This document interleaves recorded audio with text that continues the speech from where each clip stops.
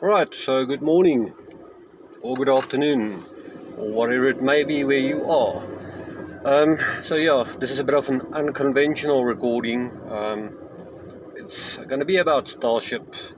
The first orbital flight test or orbital attempt took place yesterday. Um, and let's just say it went kaboom. It might sound like it was not a success, but if you know the story behind the story, you'd realize it was actually a huge success. Starship took off yesterday. It didn't get to orbit, unfortunately, but it did manage to get about, 39 or 40 kilometers from the surface of the Earth.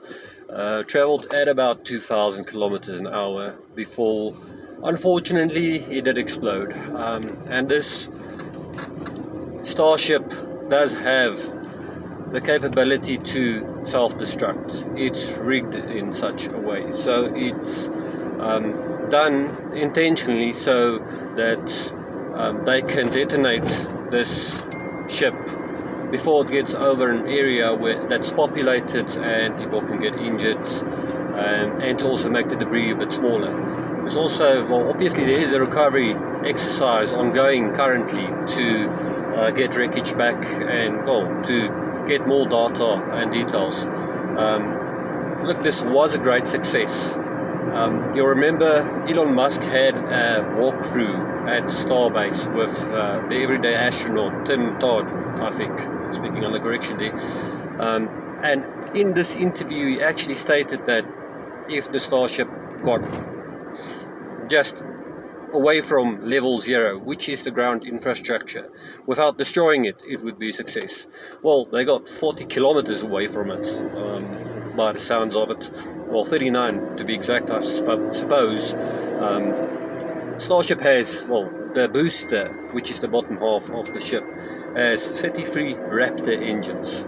Some of them did not work during the launch, but that's the whole point. That's what has so many engines. It can still operate with some of them not working, but it does make it more difficult to steer, I suppose, which might be why it started looping after about, let's say, a minute and a couple of seconds. You could see that the ship was going off course, doing a few strange loops here and there before they activated the self-destruct and destructed the ship.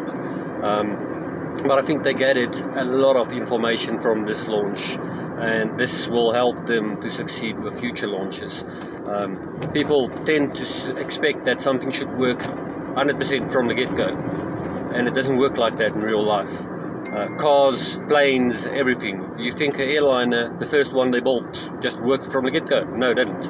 It was hundreds of attempts in some of these inventions that we have on Earth, and all of them failed multiple times before they succeeded. So they did manage to break the sound barrier yesterday. They managed to get to about, close to 40 kilometers off the surface of the Earth. And they managed to take off without totally destroying the infrastructure on the ground, which is a great plus. And all this information in terms of when engines fail, and some of them actually started working after they failed, which is good.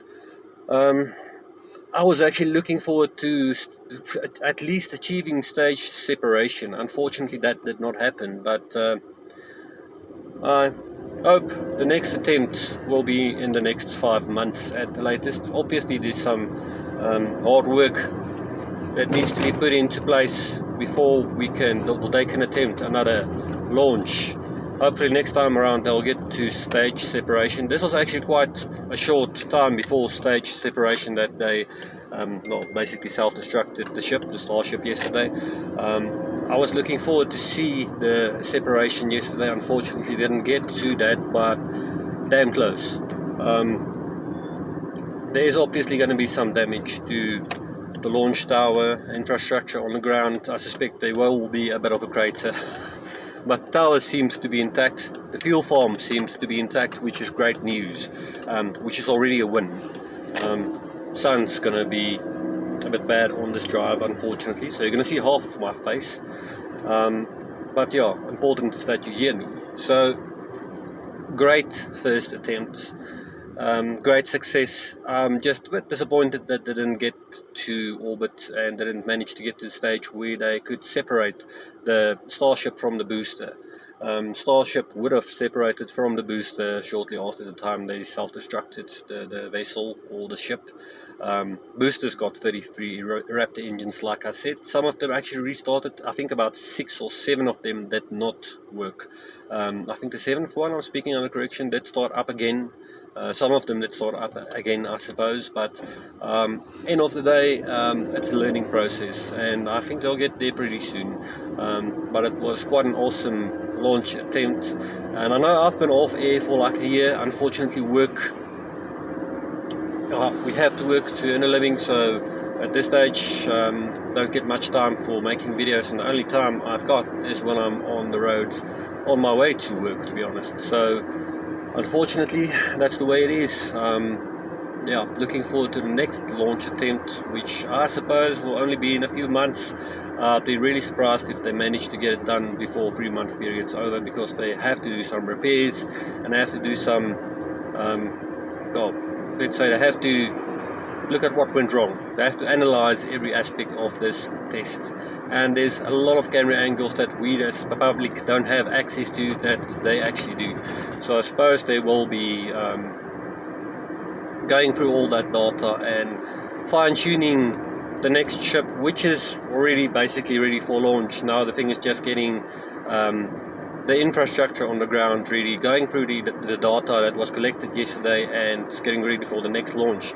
But yeah, like I said, quite a few things they need to repair on the ground, because that's the most powerful rocket to ever take off from the face of the Earth successfully, which is another first. Might have not been 100% success in terms of making orbit and separating. And what plan was to land the Starship close to the coastline of Hawaii, I think about 250 kilometers away from Hawaii.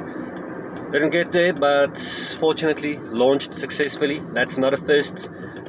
Most powerful rocket to ever launch. It was an amazing sight, and according to the people that were close by, even 4 or 6 miles away, the sound was tremendous. Imagine 33 Raptor engines going off simultaneously, creating the most powerful rocket takeoff in history ever. So yeah, pretty exciting times. Can't wait for the next launch attempt, and I'm sure they will make orbit, or I'm hoping they will make orbit next time around. But yeah, if you missed it, take a look at YouTube. There's quite a few channels that broadcast it live. Unfortunately, I could not be one of them. Wish I could. But yeah, I'm on my way to work. I'm driving on a highway, so I'm going to say bye now, because this highway is not very safe in terms of road surface. A lot of stone chips on this windshield every now and then. But yeah, enjoy the day and all night wherever you are, and yeah, good luck.